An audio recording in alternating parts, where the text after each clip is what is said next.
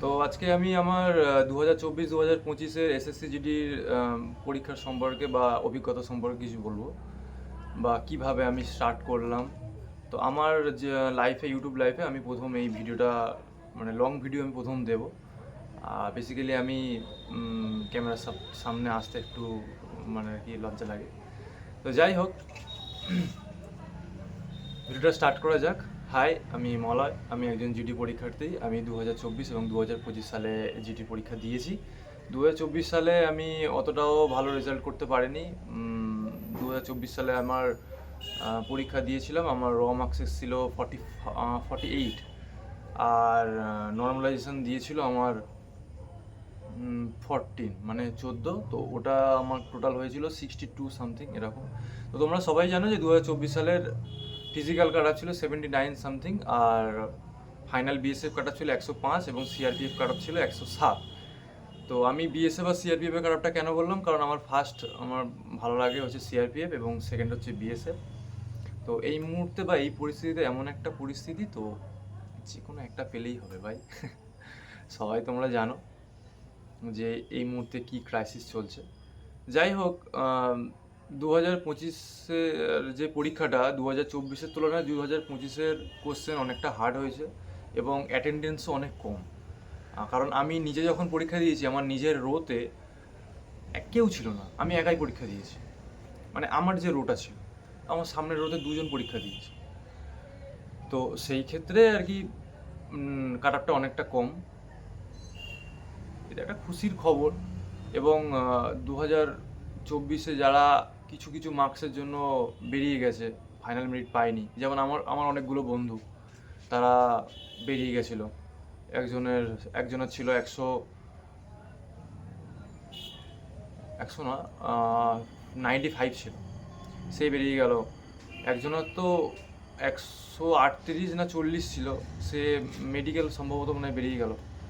তো দেখো, একটা কথা বলি, যদি তুমি মনে করো যে না, আমার নাম্বার এবছর অনেক কম আছে, মানে ফিজিক্যাল কাটআপের থেকে যদি 10 বেশি থাকে, অনেকে মনে করে যে না হবে না, ভাই কোনো ব্যাপার না। তোমাকে ফিজিক্যালে ডেকেছে, তুমি ফিজিক্যাল দিতে যাও, মেডিকেল দিতে যাও।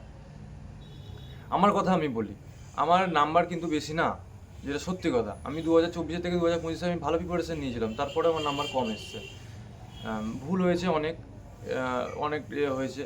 তো যাই হোক, আমার নাম্বার যখন ফার্স্ট অ্যান্সার কি দেয় তখন 76 পয়েন্ট কত ছিল, সেই নাম্বারটা ফাইনাল যখন আমার রেজাল্ট আউট হলো তখন সেখানে দেখলাম যে 81 পয়েন্ট সামথিং কত, এবং নর্মালাইজেশন আমাকে 3 দিয়েছে, বেশি দেয়নি। তো আমার বন্ধুদের আরও বেশি বেশি দিয়েছে, আমার নর্মালাইজেশন 3 হয়েছে।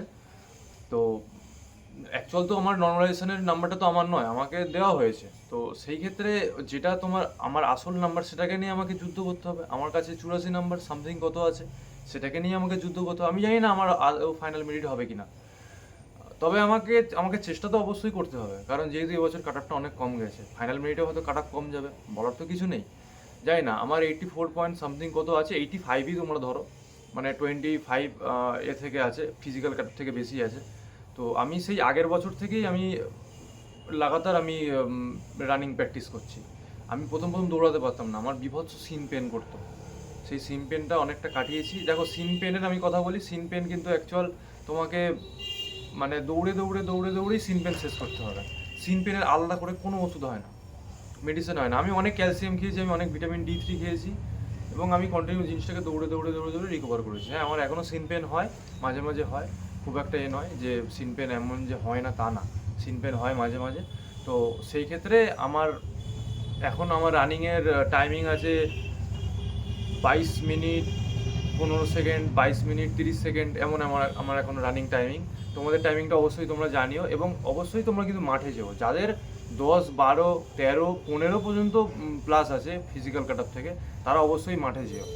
কারণ বলা যায় না, দেখো যারা 140, 150, তারা হয়তো মেডিকেল থেকে বাদ চলে যাবে, তারা হয়তো রানিং করতে পারবে না, হয়তো। আমার তো নিজের চোখে দেখা, আমার নিজের বন্ধুরা দেখা। তো সেক্ষেত্রে বলবো তোমরা রানিংটা করে এসো। অনেকে হয়তো ডিমোটিভেট হচ্ছে যে না, আমার কম নাম্বার আছে, আমি পারবো না, আমার হয়তো ফাইনাল মিড থেকে আউট হয়ে যাবে। যাবে, চেষ্টা তো করো।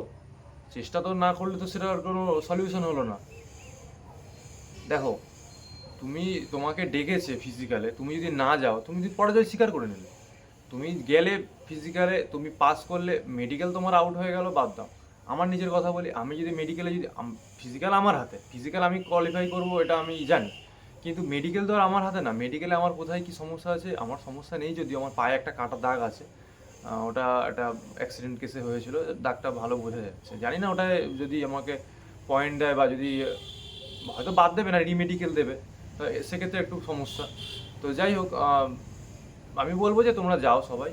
আর ফাইনাল কাট আপ আমি জানি না কতদূর কী হবে, তবে সমস্ত ইউটিউবার বা যারা আর কি এনারাও বলছেন যে ফাইনাল কাট আপ হয়তো কম যাবে। আমি জানি না, আমার তো নাম্বার খুব একটা বেশি নেই, আমার 25 এরকম অ্যাপ্রক্স, একদম পারফেক্ট নাম্বার বেশি আছে। জানি না হবে কি না, তবে আমি যাব, ফিজিক্যাল দেবো, মেডিকেল দেবো। ফাইনাল মেরিট কি হবে আমি জানি না। আমার এটুকুনি বক্তব্য ছিল আজকে। তো তোমরা জানিও তোমাদের নাম্বার কত কি এসছে বা ফিজিক্যালের টাইমিং কত কি আসছে। তোমরাও আমার ইউটিউবে আপডেট পাচ্ছ যে আমার টাইমিং কত আসছে। তো ওটা আমার অরিজিনাল টাইমিং, অসুবিধা নেই। আমি দীর্ঘদিন ভিডিও দিচ্ছি না, কারণ আমাদের এখানে প্রচণ্ড ওয়েদার খারাপ, তো বৃষ্টি হচ্ছে কন্টিনিউ, আর ঠিক টাইমেই বৃষ্টি হয়, রানিং টাইমটাই বৃষ্টি হয়। তো তোমরা বলো আমাকে। তো ভিডিওটা আজকের এইখানে শেষ করছি। জয় হিন্দ, জয় ভারত, বন্দে মাতরম। সবাই সুস্থ থেকো, আশা করি বেস্ট প্রিপারেশান নেবে। Thank you.